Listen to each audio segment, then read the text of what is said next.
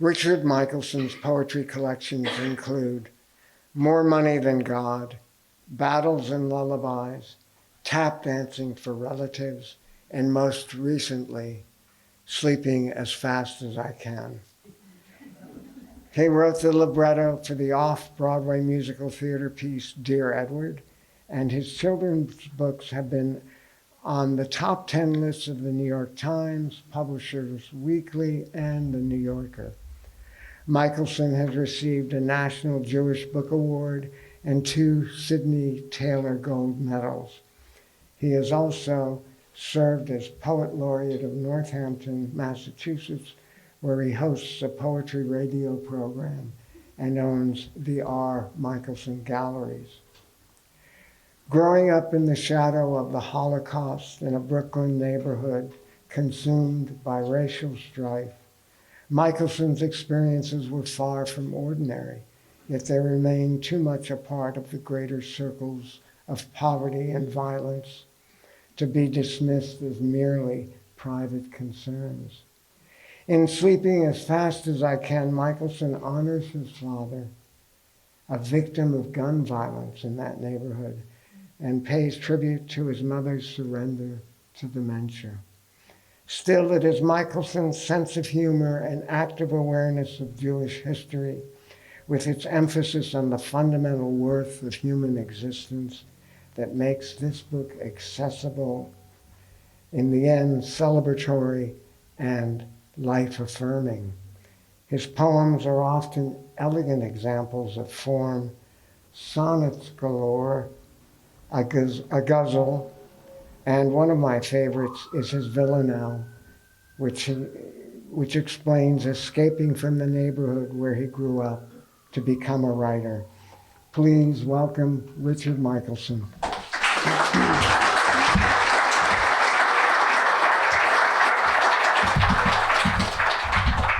Thank you.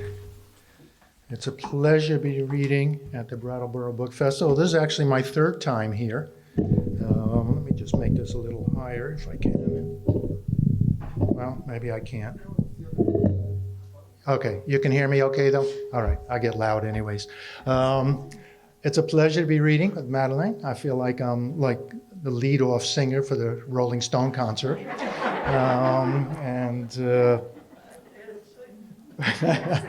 But we'll make it happen. Thank you for that nice introduction. I was trying, it's the saving grace of humor is getting harder and harder these days, unfortunately. I was trying to plan my set list here, and there's poems about, I'm trying to decide, should I read poems about the war, and then which war? And then, I have poems, of course, about COVID and gun violence. You're in for a good time, I promise you. But I thought I would start with the personal. And that's pretty much where everything starts anyways, I believe. And especially these days, I do write about my father was a victim of gun violence. He would have been 99 years old this week, but 50 years ago he was not given the chance to do that. I have been spending those years fighting for gun control the entire time, a battle I am sorely losing. It's not even close, but there's nothing we can do but keep trying. This is called Neighborhood Villanelle. Thank you. And for those who don't know, I write a lot in various forms. Villanelle, you might be familiar with Dylan Thomas's Do Not Go Gentle Into That Good Night. You'll kind of get the sense, am I? All right. The lines keep repeating, and then in the last stanza, everything kind of, the repeating lines come together. So this is Neighborhood Villanelle. In this neighborhood, you'd better learn to fight, my father says. Real schooling's from hard knocks. Books won't save your life. He knows I'd rather write and read. I don't talk back. His love is no birthright. Instead, I bluff, act tough. He teaches me to box. In this neighborhood, you'd better learn to fight, he says, or you'll be prey. Better tough Israelite than studious black hat, defenseless orthodox. Books won't save your life. I know you'd rather write. Next day was Hanukkah, the festival of lights. Hey, Jew boy, some kids jeered, as if I wore earlocks. I was no Maccabee. Bluff called, I could not fight. I came to battered, bruised, but had no appetite for bloodshed or revenge. Instead, I walked for blocks, prayed books would save my life. I swore someday I'd write these lines, and now I have. We never kissed goodnight, yet every poem I wrote, he saved. The paradox? A bullet stopped his life. Lead plug he could not fight. I escape the neighborhood with every word I write.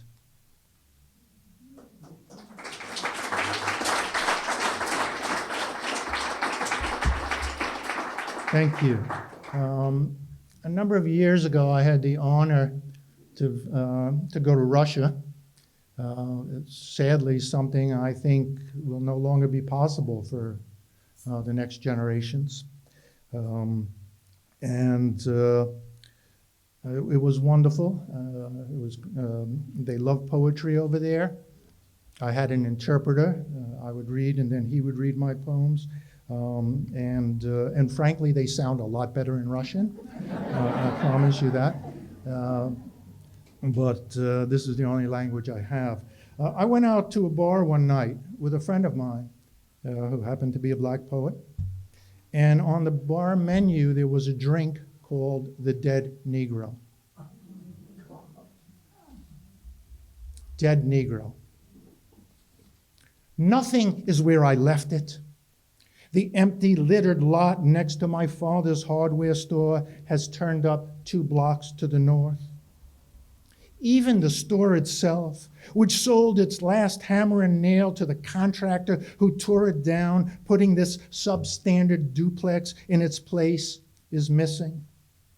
And the neighbors' children are now the neighbors. And the chalk outline of my father is rained from the gutter where he settled down with the bullet that killed him. Somewhere else, the murderer is murdering somebody else. But everything is the same in this poem where the poet misplaces his keys. My old Jewish neighborhood is filled with blacks, and the African American neighborhoods are busy with Asians, and the Mexicans are everywhere. But here, in this dark bistro, in the Soviet-era city of Pskov, 6 hours south of St. Petersburg, there is a dead Negro on the bar menu. The dead Jews, my father among them, rise up in protest like the benevolent protectors they once were. They are looking for the picket line, which is no longer where they left it. And the leftists have moved to the right, and God is looking for God everywhere. Nothing is where I left it. Not my hammer and sickle, not my Star of David, not my well-thumbed book of poems. My wife and children are nowhere to be found. Oh, Amachai, can you help me to find my keys in the pocket of the Palestinian boy moved into my Brooklyn home? His sister is missing, and his mother is not where he left her. It's enough to start anyone drinking. I'll have a dead Negro, somebody says from the next booth. A black man, maybe the one that killed my father. But in this light, I can't tell. Everybody looks exactly the same.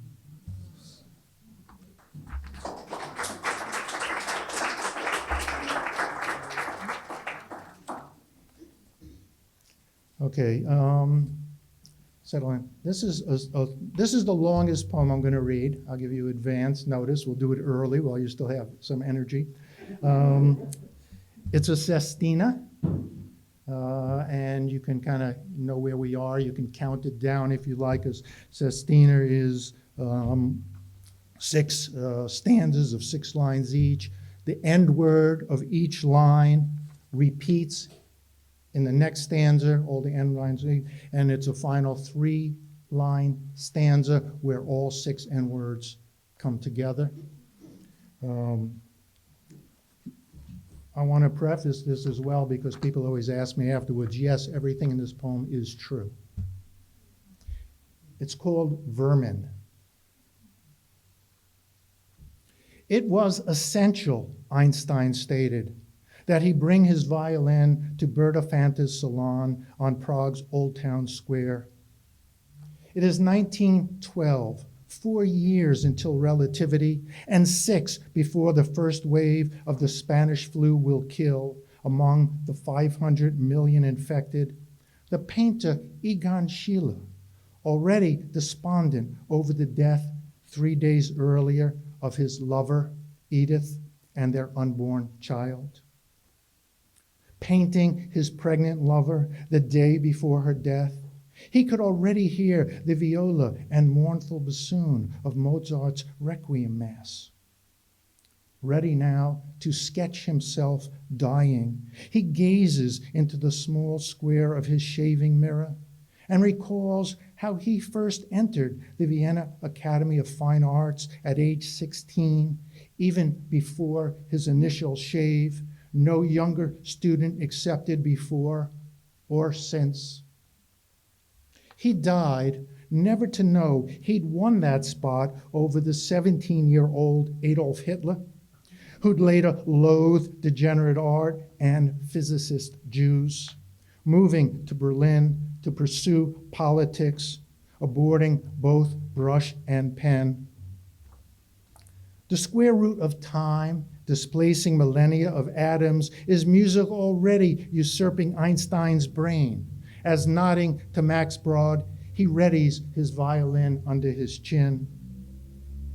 The pianist, who already has 4 of his 83 books penned to literary acclaim, looks squarely into the eyes of his closest friend, Franz Kafka. Brod loves his quiet companion's unpublished scribblings, which violate all of fiction's conventions. He had offered Franz absinthe for courage before inviting him to Bertha's if he'd recite the story about a transformation into vermin. Yet, rising to read to his fellow Jews, even Kafka cannot conceive of violence so extreme that each present will be dubbed a cockroach. For now, though, let's leave these imaginative culture lovers in paradise.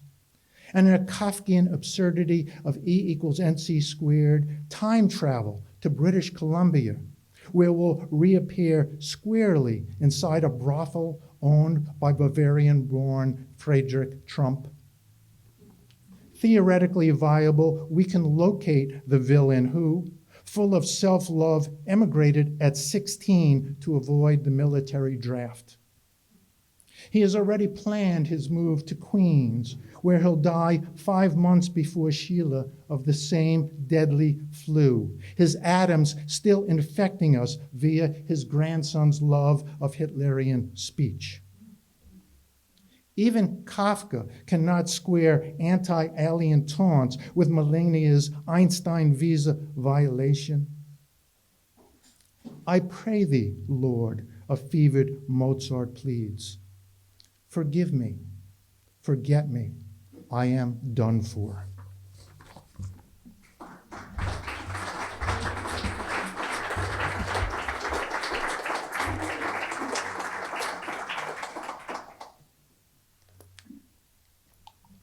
Thank you.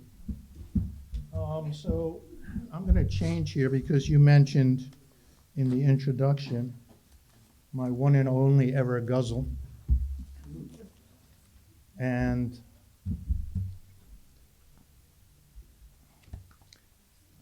And unfortunately, I can no longer read my own books. You'll see when I'm doing a reading, I print these things out in like 24 type. Let me find this. So a ghazal is a poem where it's couplets, and the end line of the first two lines is the same. The end words of the last two lines are the same. Every other line ends with the same word, and in the last couplet, the author addresses themselves. Those are the rules. You have to follow them. This is called Lucky Jew Ghazal. And it starts with an epigraph from the times of Israel. Lucky Jew figurines are more popular and populous than actual Jews in Poland. So this is true. So, I went to Krakow years back in a heritage tour, which a lot of Jews do, which helps the economy there of Krakow keep going. The interesting thing, of course, is that they wiped out all the Jews, and now their economy is based on non-Jews selling things to Jews, and the fact that the streets are lined with these little people selling these little figurines called Lucky Jews that you put in your house and they bring you good luck. I mean,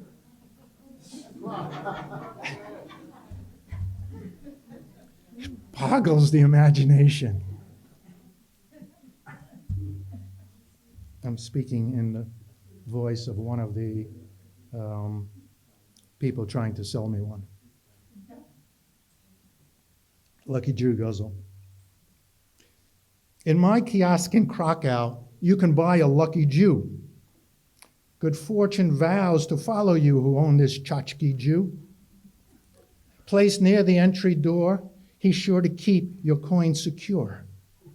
This knick-knack makes you well-to-do, just like a wealthy Jew. Rub his kippah, stroke his beard, or tug his curly sidelocks.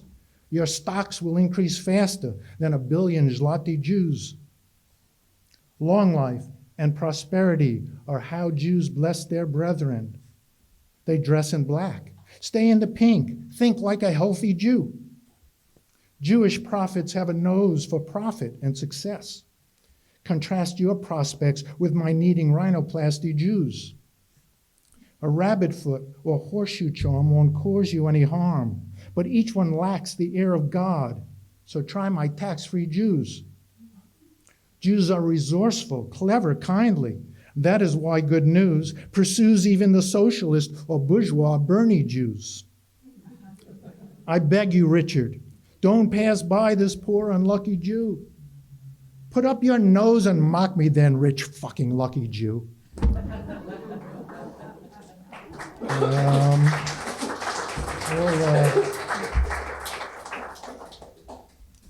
A little end political humor there since Madeline, where we talked about defeated Bernie in her second run for governor. We love them both, but all right, let's move on to something happier here. How about the pandemic?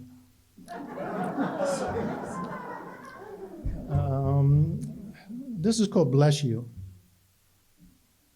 It's a sonnet. And it starts with an epigraph. Since sneezing was the first sign of falling ill with the plague, Pope Gregory ordered prayer for divine intervention. And that, in fact, is the reason you say bless you when somebody sneezes. It started again with the plague, and we still do it to this day.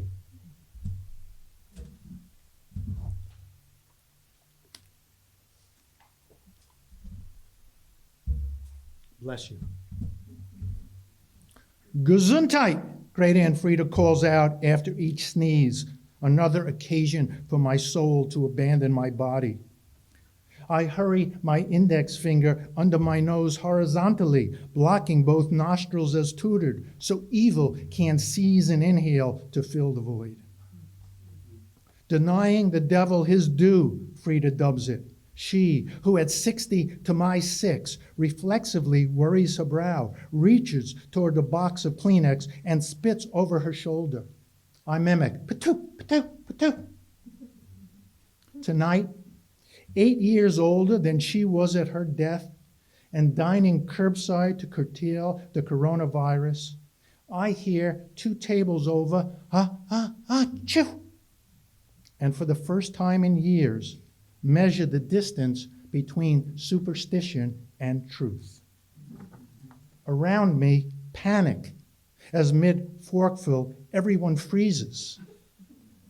May God keep us upwind from all airborne diseases. All right, a couple more. This book also details my mother's descent into dementia, which was very difficult to watch. And yet, at the same time, my mother did not live a happy life. And she became like a child, joyful at the end of her days. The interesting thing to me was that, she was a very sharp woman in all senses of the word.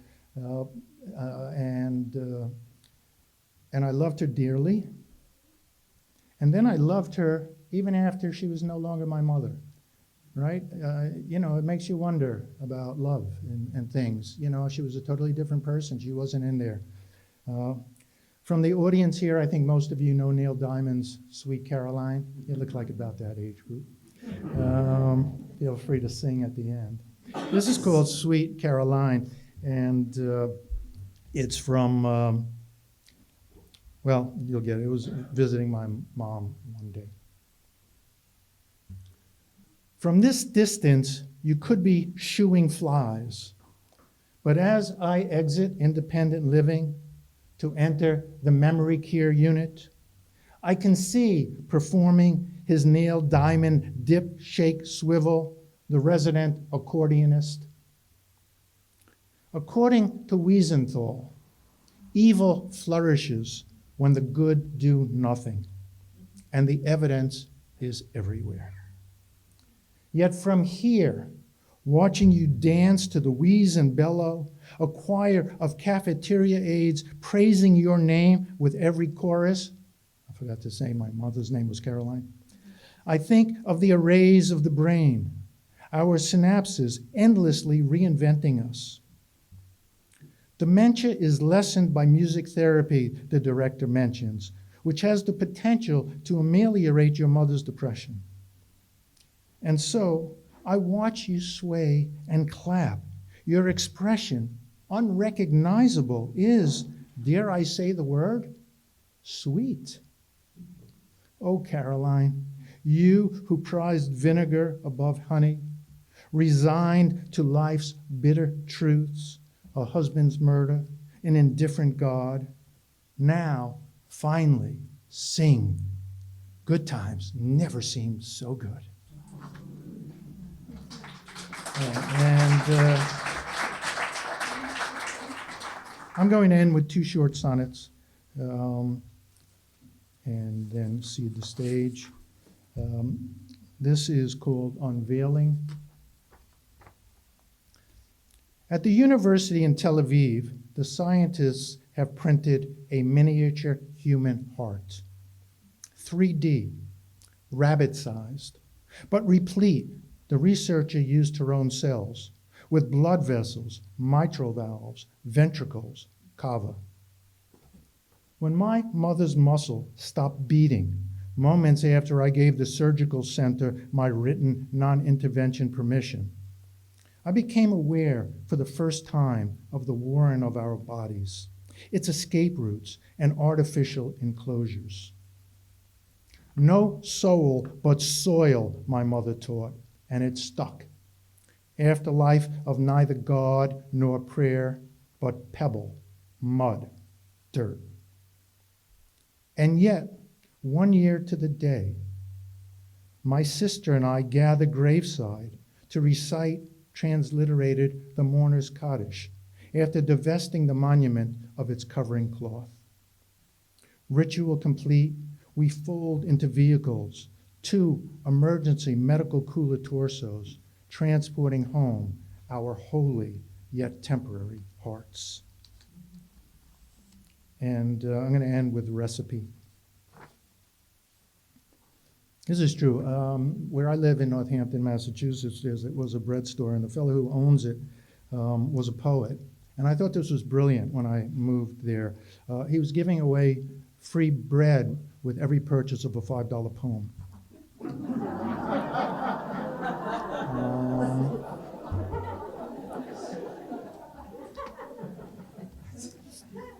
Recipe. At the bakery, the bread is free, but the poem recited before baking each loaf costs $6. A stratagem to celebrate life. Add water, leaven, and let the hymn, the canticle, the psalm rise in your throat.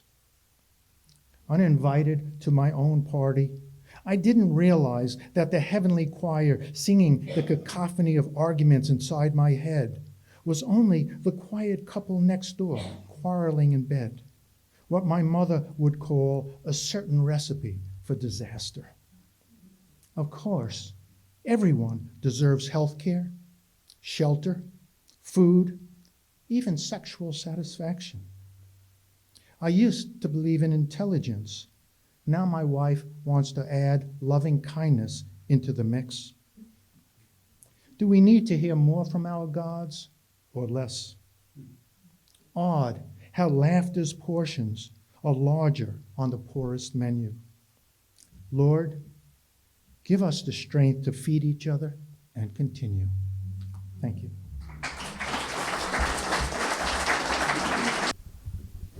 You both seem to have great senses of humor.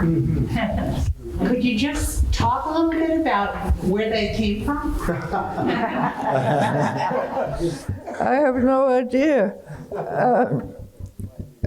It comes more easily when I'm at a podium reading my poems.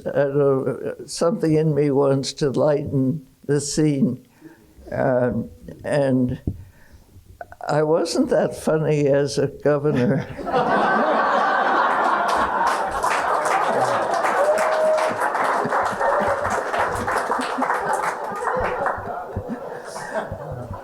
I think, frankly, historically, it's how Jews have survived. I think it's not unusual that, some of our greatest comics were Jews.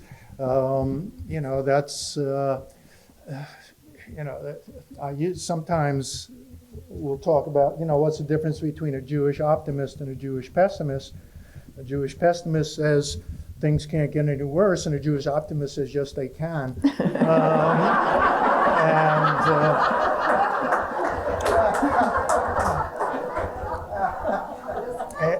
And frankly, I often quote that. That was funnier last week than it is this week, unfortunately. You reach a point.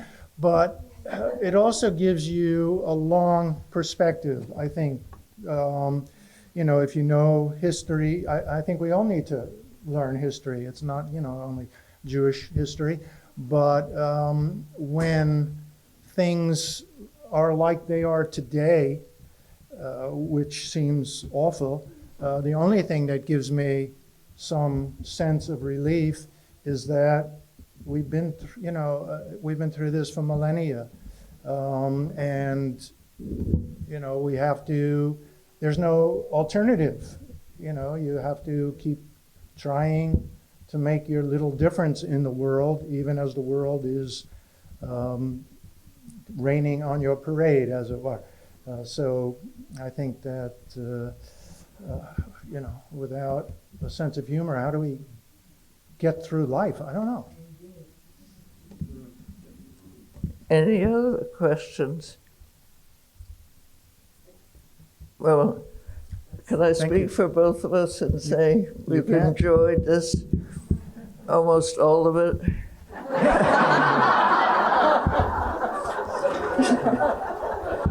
this reading, and I apologize for my wandering a bit off script.